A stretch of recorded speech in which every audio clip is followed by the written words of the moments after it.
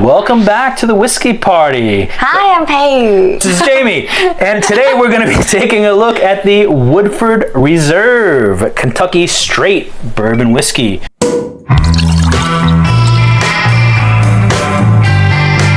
This is a perennial favorite, a great all-around whiskey, one of my favorite bourbons, just for sentimental reasons, which I'll get to later. It's 42.5%.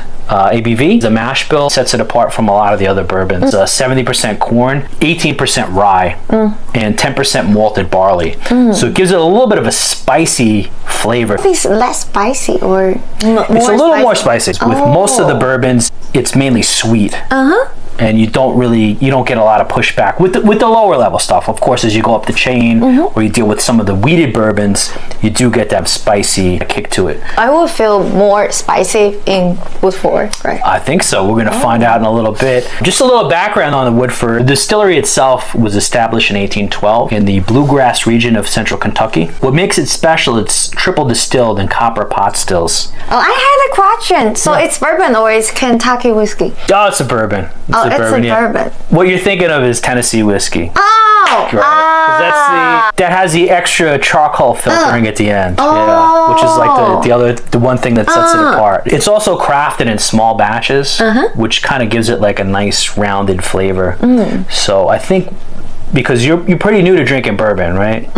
So I think what you're going to experience is it's a little bit smoother than, say, the Jim Beam White or some of the entry-level bourbons. Are you excited yet to give it a try? Of course. Let's give it a go. Okay. The bottle is very special.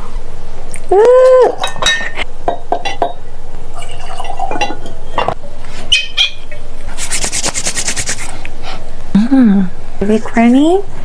It's not that sweet as I thought. Ding. I gotta say this honestly, it looks like a bourbon. Oh, honey, I'm not trying to call you. What'd you call me? So sweet. I think it's Matsusaka honey. Is that a thing? Super honey. Super honey? I thought it was Matsusaka honey. Matsusaka? What is Matsusaka? That's a very special honey from Japan. Oh, yeah. Matsusaka honey. Manuka? Or maybe it's Manuka honey. I'll tell you what, on the nose, there's a very nice dark cherry note. Oh. Which is kind of unique to the Woodford. It's like a canned cherry. Maraschino cherry. Yeah, I think that's actually very accurate. It's that maraschino cherry that you get in cocktails, but it's the good one that you get from the high-end cocktail bars. It's not the bright orange fluorescent ones that you get at the supermarket. Or in the Black Forest cake. Black Forest cake, yes, it is. Then the nose itself is kind of like a Black Forest cake. Oh, true. Rich and cocoa and a little fudge. A little bit creamy? A little creamy, maybe. Try this.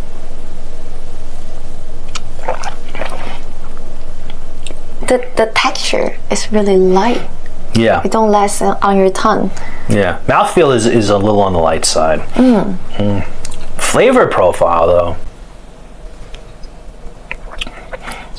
You can really feel that the Cornish, the sweetness colliding with the rye.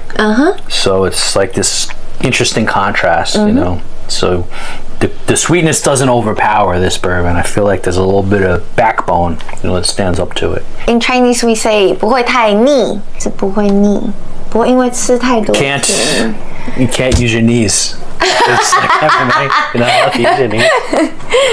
And a little bit tangerine. This is a really juicy bourbon. A lot of them are more harsh. Compared to the other bourbon, this one is more spicy. This is more spicy, see? So it's not just me. I'm not making this up. This is real. We had a communist party meeting and we just said, this is a spicy bourbon. This is a spicy bourbon. This is a spicy bourbon. After 45 times, everybody agreed. What is the ABV? This is 45.2%. So it's... A lot of the entry-level ones are at 40%, so it's a bit above that. Can you feel the extra alcohol in the taste? I feel like not that much. I feel it's pretty smooth. Actually, if you put this... It only shows in the finish, a little bit. In the finish. The finish comes through pretty strong. But the taste itself, if you were to really not tell me, and I had no background on this, I think I would feel that the Woodford maybe would be a little bit lower than some of the other ones because they have a very harsh ethanol alcohol kind of taste, and this one does not. Cool. It's a new bourbon I met. The finish is not that long. It does linger on, but it kind of reduces in volume, so it's there, but it's not amplified. Let's say like the Lefroy kind of finish or the Ardbeg. Do you enjoy the finish, or what do you think? The finish is short, so you have to, if you want the flavor less in your mouth, you have to drink and drink and drink. So the bourbon, I think the bourbon is, you have to, the bourbon will make you drink more. Yeah. It'll make you drink more. This might be a clever marketing decision, you know, where they just want you to drink more and more and more. You know, it's like potato chips. They talk about the potato chip challenge, where they say like, can you only eat one? You know, and then people have one, but it's like so salty and, you know, it's got chemicals. They want you to have more, so then you eat.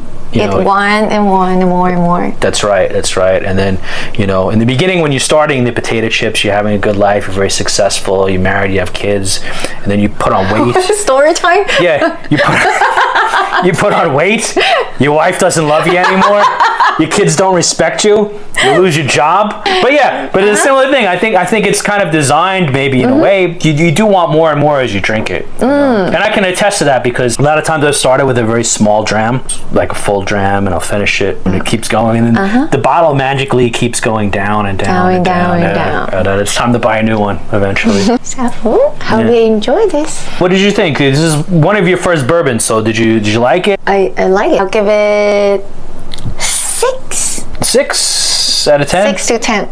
Okay, that's above average. Yeah, give it a thumbs up. Some of it's for nostalgic reasons. I mentioned before, when I first started drinking scotches and things, I kind of looked down on bourbon. I just thought it wasn't that good. But this was the first one that really like changed my mind. Or said, you know, this, and I've had Same here. Yeah, and I've had some since then. I've had some bourbons that are a little bit better than that. I gotta be honest. I mean, you know, but you have to go up the price chain. But they're a little bit better. But you know, this one still holds a very special place, like in my heart. Yeah, so I will always, you know, have feelings for the Woodford. on some level or another. All in all, I think the Woodford is kind of like a gateway bourbon. You start with this, it kind of wakes you up to bourbons, and then from there you can go on to other stuff. So if you go to a bar, it could be your first drink of the night? Yeah, that's one way to look at it. Let us know what you think. If you like the Woodford, I mean, is it still like a prime bourbon for you, or have you moved on to other things, or do you not like it? Let us know in the comments below. We really want to hear your opinion on that. Please leave your comment and don't forget to subscribe, like, and share. Thanks a lot for tuning in. See you next time. Bye-bye. Bye-bye.